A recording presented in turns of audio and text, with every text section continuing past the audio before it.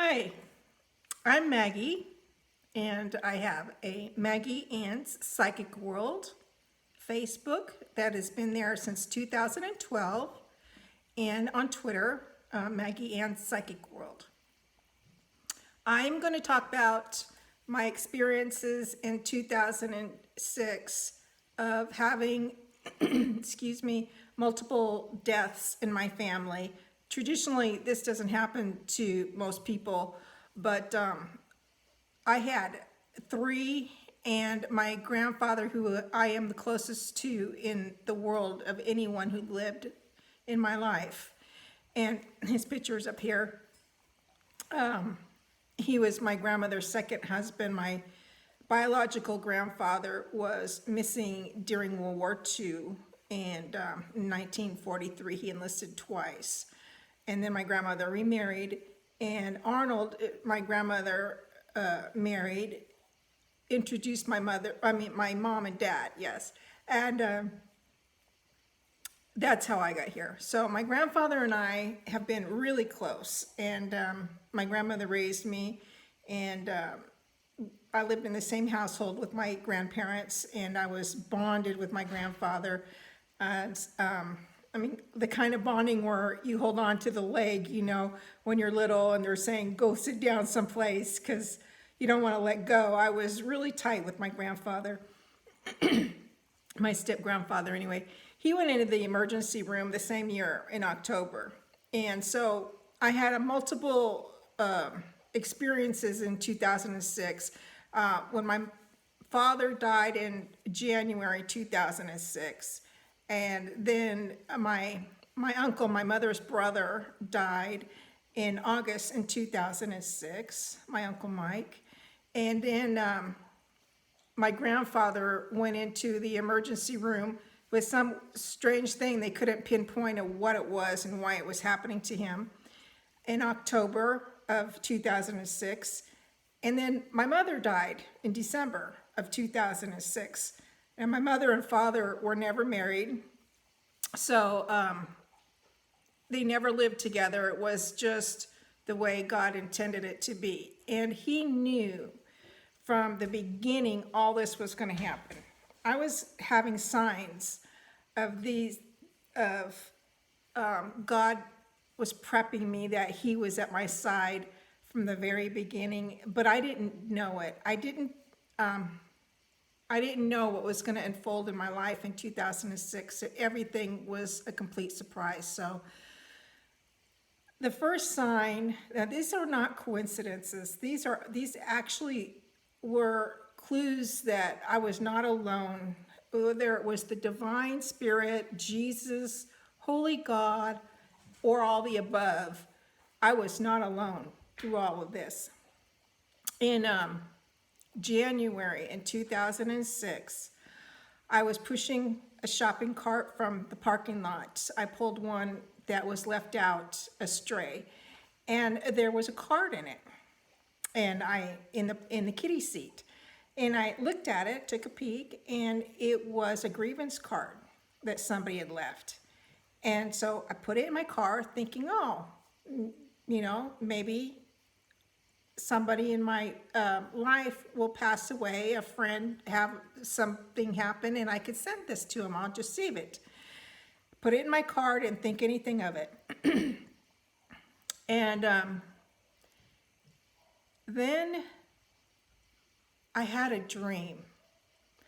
I had a dream of seeing a white car. I thought it was a dream at the time, but it was actually a vision. It wasn't a motion of anything going around it. It was just a white car. That's it.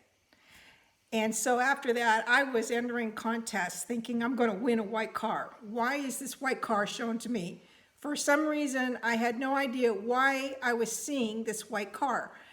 And in 2006, there was a lot of promotions going on, and contests and entry boxes at the supermarket to put your name and phone number and enter them. And I entered to win a car. I thought, well, maybe I'm going to win a car. Not knowing what was why I saw this car. And then my dad died. I mean, it was just, it wasn't, I used the word fluke in a past video, but it wasn't a fluke. I was sent out to my sister's house. My half-sister, my dad's youngest, is a girl, and she was the only one of my siblings that actually lived her life out with my father and her mother. And I came out to California to be for his funeral and stayed at their home. I was sitting that day on the couch, looking at my sister and her mother talking, and behind me is a window. This is in Los Angeles for my dad's funeral.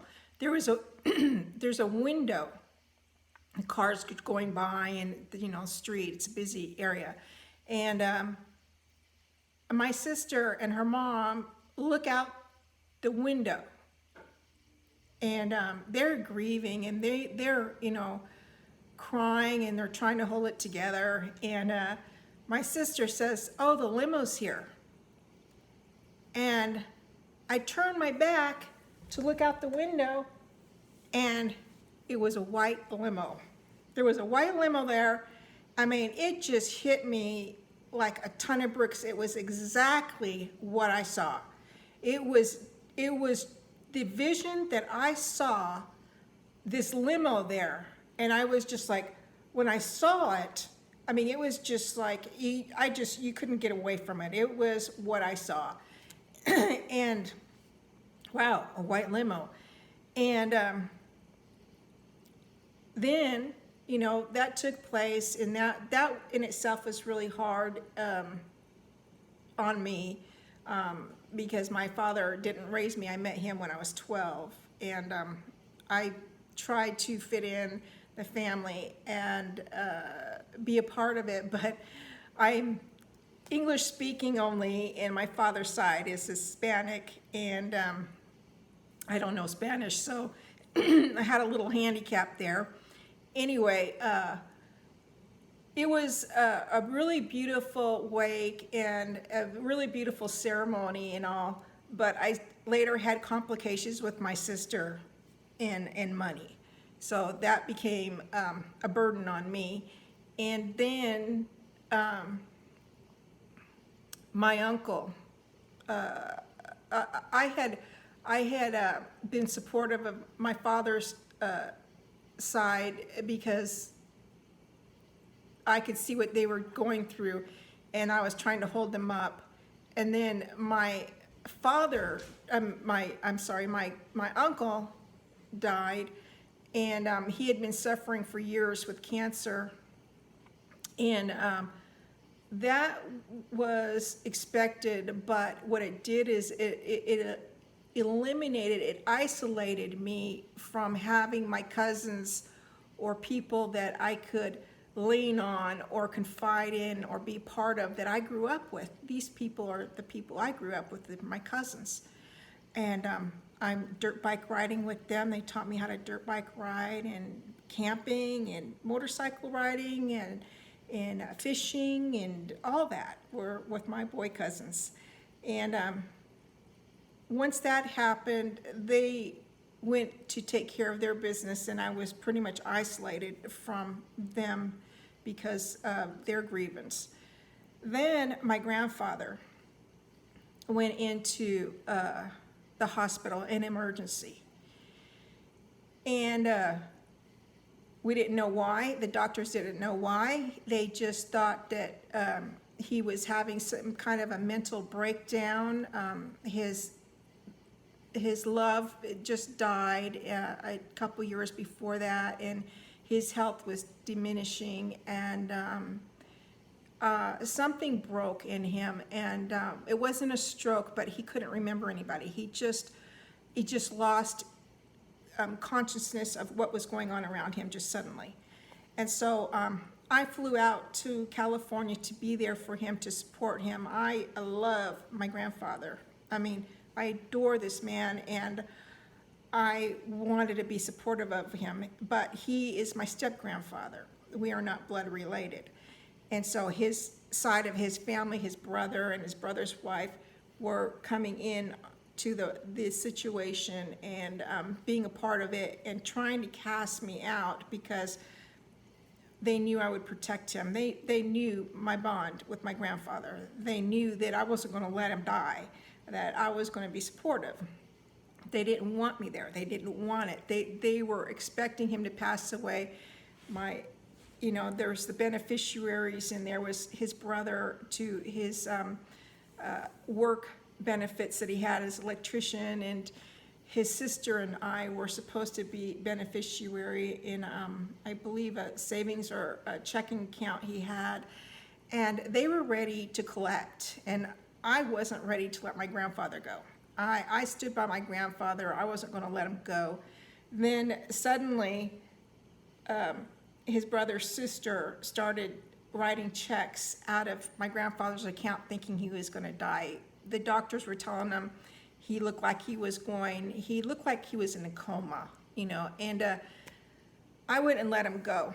I stayed with them, and then I had to get an investigator in on it. These checks were happening out of his account, and once I did that in Torrance with the Torrance investigations, I was told that I had to go to the elderly investigators to contact them, and they want to make sure that the elder is taken care of and safe. That's how California does it. A legal investigation won't happen until the elderly investigators are in human services are notified, and they take conduct first. Then after that happens, then the legal does their job. So there's a chain of action that goes on when there's an elder person who has been reported with some illegal activity or things that could endanger them that I had to follow. So I did that, and I was trying to protect my grandfather's account. So I had this load on me with this account, and I managed to get a letter from the bank stating that I was on a beneficiary card. And my best advice to anyone, if you are on somebody's beneficiary card, get a copy. Because later, this bank tried to exclude me out of being a beneficiary after I already got a letter from the legal department acknowledging me that I am, or was at the time, my grandfather's brother and his wife were saying, Margaret is not blood related. She's only from marriage, and they started trying to exclude me. And it was I can't even go into all the details of the battle that I went through. So the bank tried to pretend like there was no signature card for me or no beneficiary for me listed. And the inside of the bank tried to exclude me because they wanted to cover up for what had been going on that shouldn't have. So I was on my own at that. And that got resolved eventually. But my grandfather's brother had taken him out of the hospital. The hospital didn't want to care for my grandfather anymore because an investigation was going on him. And then they moved him into a nursing home in Ontario, but they weren't going to tell me where this nursing home was. So I had to call every nursing home in Ontario, California, to try to find Arnold. And I found one that had a patient there with the same name as my grandfather. And he had lost his memory. He didn't know who anybody was. And the information matched up so close and everything. So I was transferred to his room, and I'm in Arkansas, and I'm talking to this man, and I'm trying to jolt his memory. I'm saying, this is Margaret Ann, and do you remember this occasion and that occasion? and Christmases and being at the Redondo Beach Pier. And I was saying all these things for a couple of days. This went on, of me calling him, trying to bring back this man's memory. And one of their conversations was about age. And I was telling him about the Redondo Beach Pier and a year and when things were happening. And so all my conversations were stimulating this man's mind and memory to think. But once I got to the age and a time frame, things were in his, trying to connect in his mind, and they weren't. And he just said, wait a minute, no. And I was talking about my grandfather's bird, Smokey, and he said, no, I didn't have a bird, and no, I'm not an old man. And I was just like, oh my God, I've got the wrong man. And I was just like, oh, I almost started crying. I was just shocked. I was devastated. And I hung up and I called the front desk and I got a nurse and I told her what was going on, a little briefing of it. And she said, no, this man is a young man and he was in a truck accident and he lost his memory. And I said, my grandfather with the same first and last name is an old man and he lost his memory, but it was not from an accident. And they said, you must have the wrong person then. And I felt so bad, and I mean, I was shaking at this point. I was frazzled. And I called back to this poor man. I had to keep it together for him. And I called back and I apologized. I said, I'm so sorry. You are not my grandfather. You are a young man. And I thought you were my grandfather. Something happened to him and he lost his memory, and he has the same name as yours. And I told the name to him, and I was being as sensitive and compassionate as possible to this man to collect him. I had to collect this man. I had to get him on his recovery, road to recovery. And he calmed, and I was apologetic, and I said, you are a young man. You're not an old man. I made a mistake. I'm sorry, And then that ended, and I still had to call all the nursing homes in Ontario to find my grandfather. I finally found my grandfather in November in an Ontario nursing home. And he had collected his memory. He sounded so much better, only because I was isolated from the whole situation. His brother had set himself up as the head person over him and took control and charge over him. So I just kind of sat back and let things happen. I knew his account was being looked after and everything that I could do was happening. And I knew he needed to get home. So he was going to be coming home in that December or January. And so I have a little bit of talking time with my grandfather, but it had to be really simple and short. And then, and so the only person I had at this time basically was my mom to do a little bit of touch base on, this is going on and that's going on. And she had just lost her brother, and there was things going on in her life that she had to deal with too. So she did what she could as, my mom and a family member, and very limited, and that was it. And she in December comes, and then I'm still dealing with my sister on my father's side through all this too, because of money, and things being hidden from me, and my half brothers cluing me into what was going on that I didn't know about. And I mean, my life was pretty turned upside down. I mean, it was just shredded. And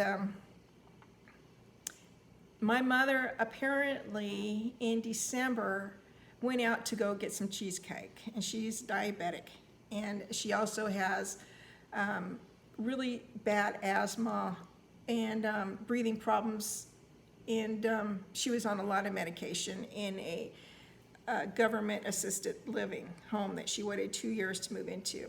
And she had this cheesecake and went to bed that evening, and it must have went into a diabetic attack, a seizure, and then her lungs shut down. And whatever she was going through at the time, she knew, I know she wasn't ready to go. She didn't know she was going, and she was trying to hold on to life. She was really trying to hold on to life. I know this information from having 4 years of communication with her after she died, because the most of it was her telling me, I lost my life. I lost my life. And when my sister found her, my little sister, my half sister, she had a little girl at home that my mother had been taking care of, babysitting while my sister would go to work, and was dependent on my mom. So it really freaked my sister out to find my mother. And it took time for my sister to talk about my mom to me. And she said, eventually she told me that when she found my mom, that the TV was on high volume, up really loud. She says it was up as loud as it could go in her room. And she says the TV was blasting. I hadn't heard from Mom for a couple of days. I knew something was wrong, and she forced her way in and found Mom there on the floor next to her bed. So then my mom dies, and it was so much. And just to make this video, to sum it up, the things that were happening, by the time my mom died, I started realizing the signs that Holy God was giving me with the grievance card. I kept the grievance card, and I just picked it up one day, and I looked at it, and I said, the picture of this card is in my Maggie Ann's Psychic World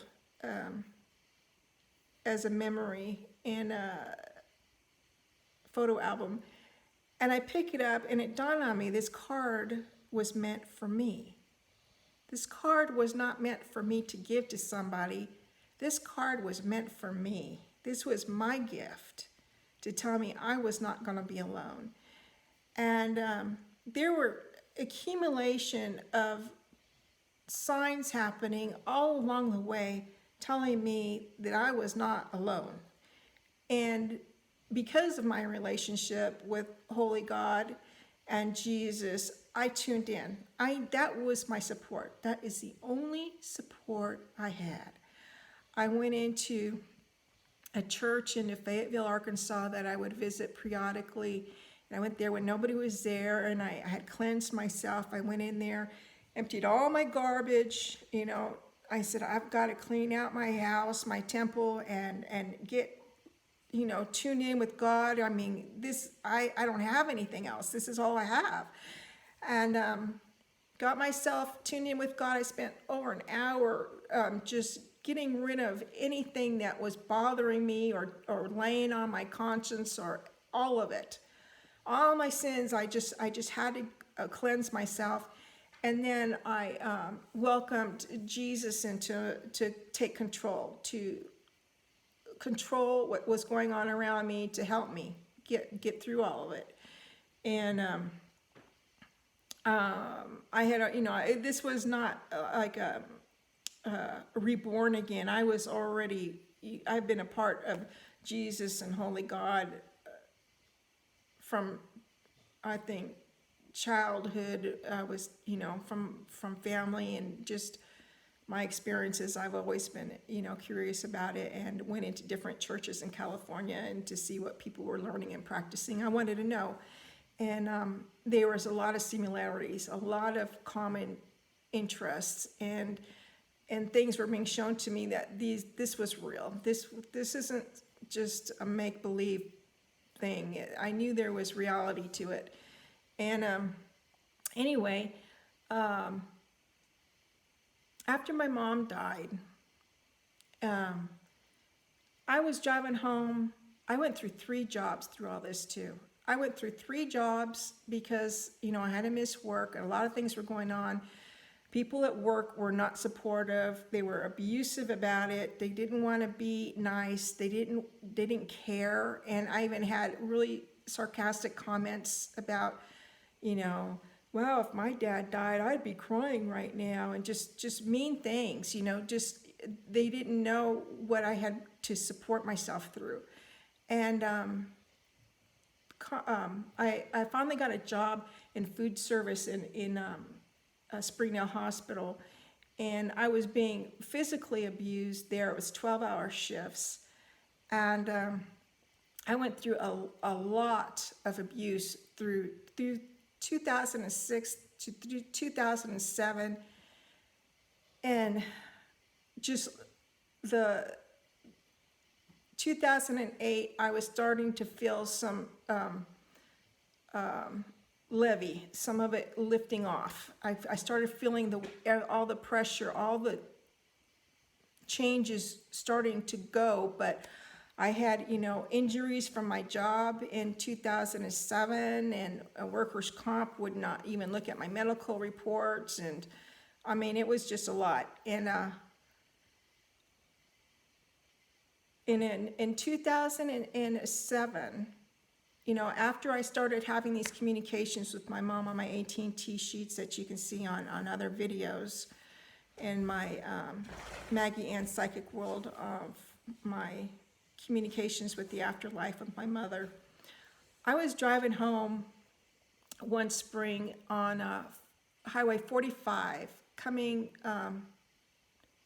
east, and I was headed towards Huntsville, Arkansas, and there was a junction there in 412 and 45.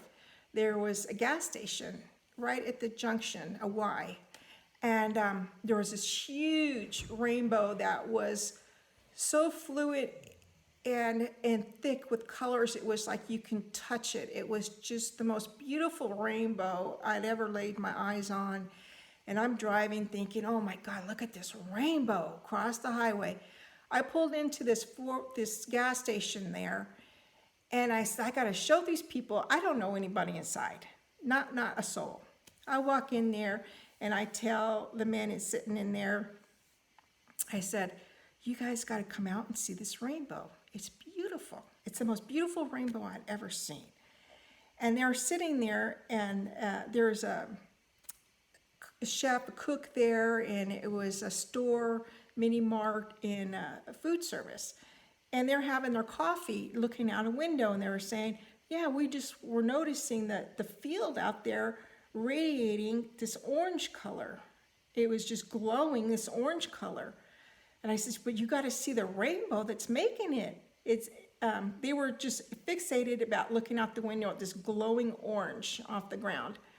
And I get them to come outside, and they're looking at the rainbow, and we're looking at the rainbow, and we're in awe, just, enjoying it. And they, the rainbow starts to dissipate and starts to fade away. And they head towards the screen door to go back inside to the gas station. And I go to get in my car and start my car up. And I roll forward. They're opening the door. And I roll forward, and I see something on the ground. And I thought, what's that? And then I put in park, and then I backed up, and then grabbed their attention. They looked at me thinking, why is she backing up? What is she doing? And I get out of my car, and they're watching me in their doorway, and I go to the front of my car, and I see this little piece of paper, and I pick it up, and it's a 20. I'm holding this $20 bill up in my hand, saying to these 2 men, I just found a 20 under a rainbow. And they're saying, no. And I'm saying, yeah, I just did. I'm just like stoked. And they're shaking their head in disbelief, like, no. And I'm like, yeah. And I get in my car and drive away. Well, I'm thinking this whole time, what does this mean? You know, I mean, for a year, I thought, what does this mean? This is something. This is a sign of something. What does that mean? Who finds a 20 under a rainbow? Well, make a long story short, I found out what it meant was you're supposed to share. You are supposed to share supernatural experiences from God. When something good happens or beautiful or he's included, he wants everybody to know about it. He wants to know he's living. He wants glory shared. The rainbow is the covenant. I didn't know those people in that gas station. I pulled over and shared it. I didn't have to. I could have kept on going. And I took my time, and I did. I got out and I shared a gift from God, and I found a 20 for it. It took me a long time to figure that out. Anyway, so years go by, and I'm thinking, why did this happen? So when you have signs from God, don't just assume to yourself that you know what it's all about as soon as it happens. Don't just think that it means this and this and this and this and this, because probably 90% of it for most people is going to be their mind thinking in man's order. What they're trained to think, what their environment wants to think. Everything that they've learned is going to be the first thing in their mind. You need to just sit back and just ride it. Just let it unfold. God is going to show you why those gifts happen, why those signs happen. Those aren't coincidences. Those are him communicating. And you just need to sit back and allow them to happen. And eventually it's going to reveal to you why they are given to you, why they're happening. And if they're like touching the dots. It's like dot to dot. It just starts revealing. Things start revealing and showing their ways. It's living in God's eyes. It's walking with him. It's holding Jesus' hand. It's being a part of their lives. And you just start following the dots. And that's what it's all about.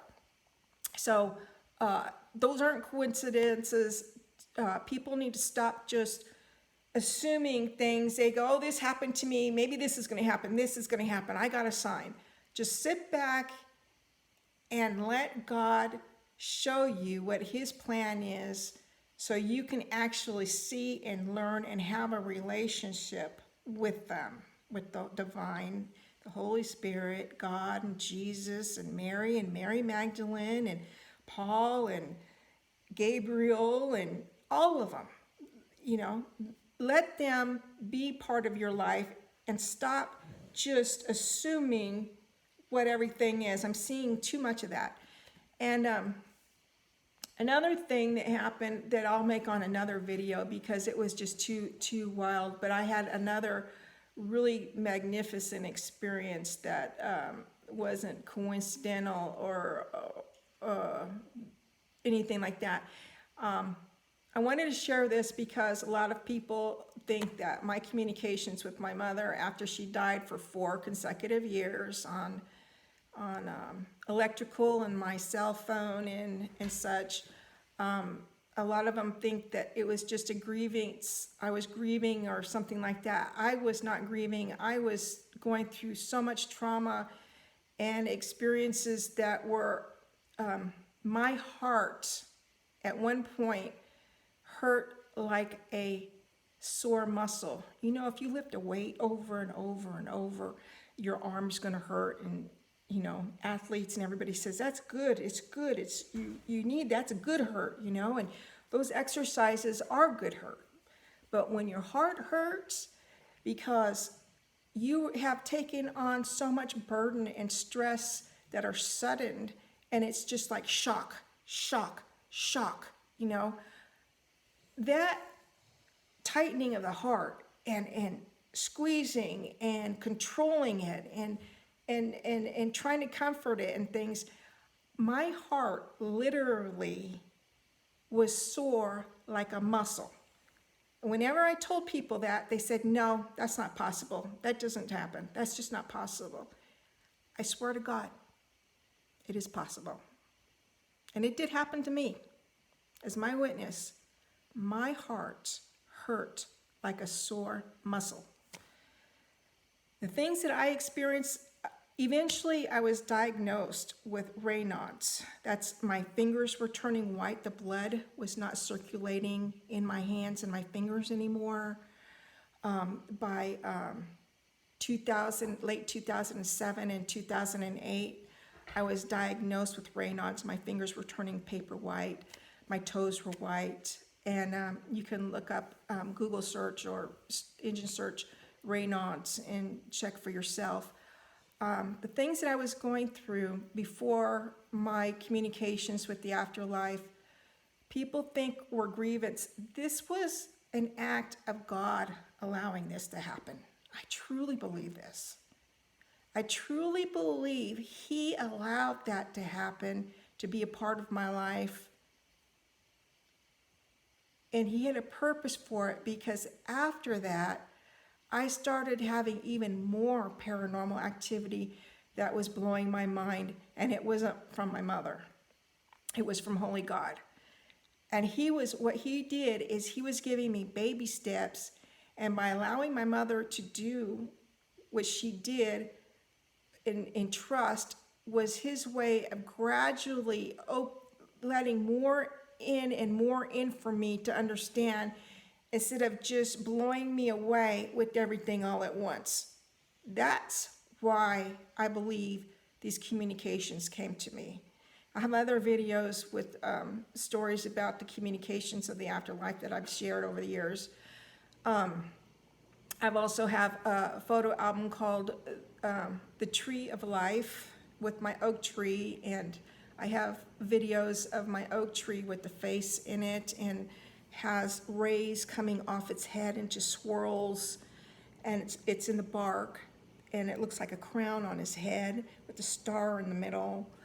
And I mean, you can't miss it. I had a purple candle that a sun ray came in the window in March 26, 2015, beamed on the candle, and that's on the cover of my Facebook, the candle, the purple candle. And on the far wax pillar is an image of Jesus' bust. You can see His profile face with His crown of thorns on His head. It was glowing around Him, just radiating, pulling me to it. I couldn't miss it. And I took pictures of that. I just started getting so much more after the communications with my mother. And I believe that the whole thing is God's work. I truly believe that. And my faith is with that. I really don't know where this is all leading right now, but I do believe we are in times, and we are in a spiritual war. There is a spiritual war going on right now of good and wicked, good versus wicked. People want to use love a lot, but love can be abused also. Like, people have love for money, or they love to hurt or cause pain, or they're getting satisfaction of it, and it's the negative. It's the negative of love, and then there's the positive of love. So I have to use the words good versus wicked. We are in a spiritual war right now.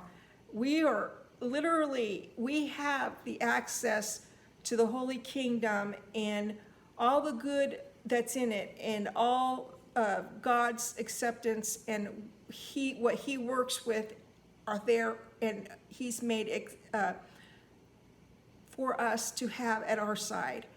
They're there for us, but we have to be genuine. We have to be true. We have to really try. I mean, we really have to try.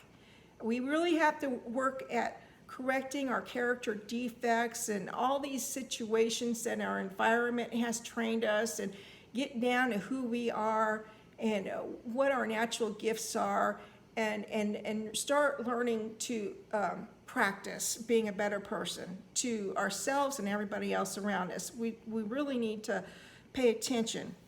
So I'm gonna sum this up and say good night to everybody, and thank you for listening. I know some people complain because my videos are long, but I'm sorry. If you have anybody else that has anything similar or close to it, I'd like to hear about it, because I looked for years and I couldn't find anyone that had anything close to what my experiences were. So it's going to take me time to tell everyone and share. Thank you, and God bless you, and peace be with you.